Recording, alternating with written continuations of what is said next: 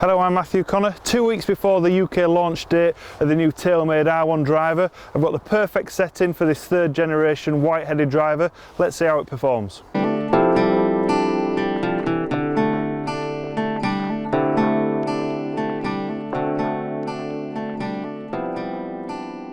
So here it is, the Taylormade R1 Driver. Now, Taylormade being the company to try and beat for the adjustable driver market, they've had to raise the bar with this driver. So now you've got 12 settings just in the flight control technology on the hosel. See, we've got one driver head. You can actually move the loft from 8 degrees to 12 degrees. Now what happens, once you increase the loft, you actually close the club face. So that's actually quite beneficial for potentially the higher handicap players that would want to use this, where I would say the majority of the time the bad shot would be a slice, so that will actually help reduce the slice just by closing the club face slightly. And then once you actually deal off the club, it opens the club face slightly as well. So normally that kind of stacks up for better players, where they tend to like to play with a driver head with more of an open club face. Now I'm going to use my Flight Scope launch monitor.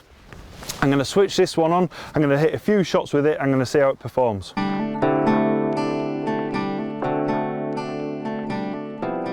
I've got the Flight Scope switched on. Let's see how it performs. Now, looking down at it, graphic wise, I'm really kind of unsure at first.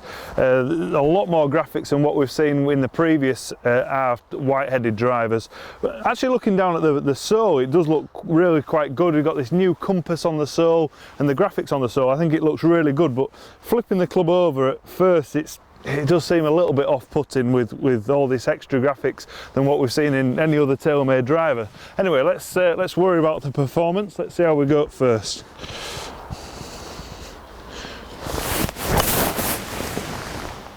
It was a good strike, pretty much straight down the line. Felt good, felt a bit more solid than what we used to normally feel with Taylormade. If anything, with Taylormade, they are a little bit more tinnier than any other brand, but that one felt solid. I'm just going to try one more.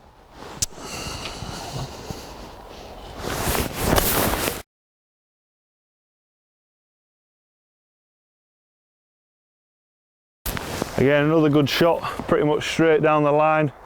Now, when I mentioned about the graphics just being a little bit off-putting, I've just hit a couple of shots now, and I did tend to forget about them, to be fair, so maybe not quite as off-putting as maybe what I expected at first.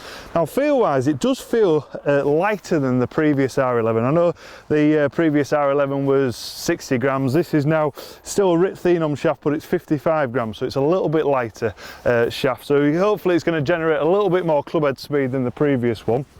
Now, what I'm going to try and do on this one, I'm going to try and hit it a little bit from the toe. I'm going to see how it performs off an off-centre hit. Try this one.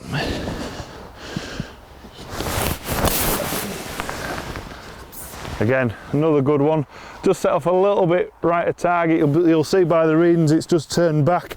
That one was actually quite severe out of the toe, and it still kind of felt quite stable in the head. It still felt very similar quality of strike to when you hit it out the middle. Let's have another one. I'm going to try this one out the heel. Let's see how this one performs. Try and get a bit of snow off my foot. Alright, let's try one off the heel.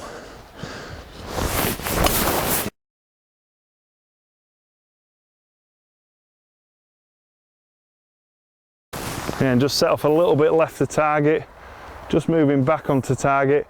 On that one I didn't quite hit it as far out the heel than what I did with the toe. I wasn't quite as severe, but you can see by the readings it's still pretty much, it would be still finishing down the fairway, so it still felt solid as well. Now, the R1 driver, again, it's all about the adjustability, the tunability. So you've got the face angle on the bottom, that compass I mentioned earlier, where you've got 3 settings for open, 3 settings for closed and neutral. We've got the weight technology, the flight control, so it's all designed to try and hit the ball straight. I'm just going to hit a couple now. I'm going to hit one, try and hit one draw, hit one fade, and just see how easy it is to actually manoeuvre the ball when we want to try and do that. Try and maybe put the ball in the best position on the fairway.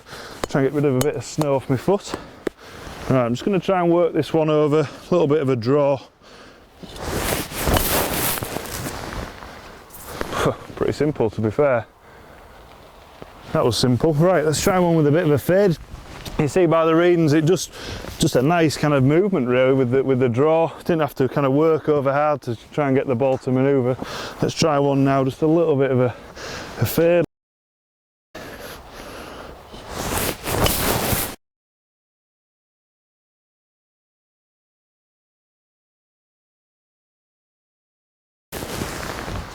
Yeah, that's moving left to right. Didn't quite strike it actually, caught it a little bit off the bottom, but I still managed to get it to move in the direction that I wanted the ball to go. So Taylormade, barring the graphics at first, I was a bit unsure, but to be fair, now I've hit maybe half a dozen balls, and yeah, I forgot about the graphics really. I think you've done a good job. Again, you've raising the bar to try and improve people's drivers, improving this adjustability, try and get the ball on the middle of the fairway.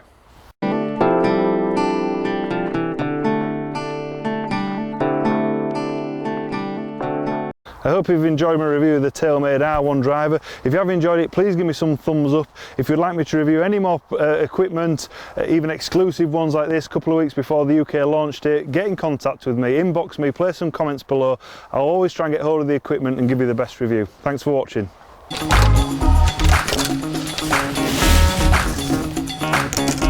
Right, John, it's your honour. 145. Follow that. I will do.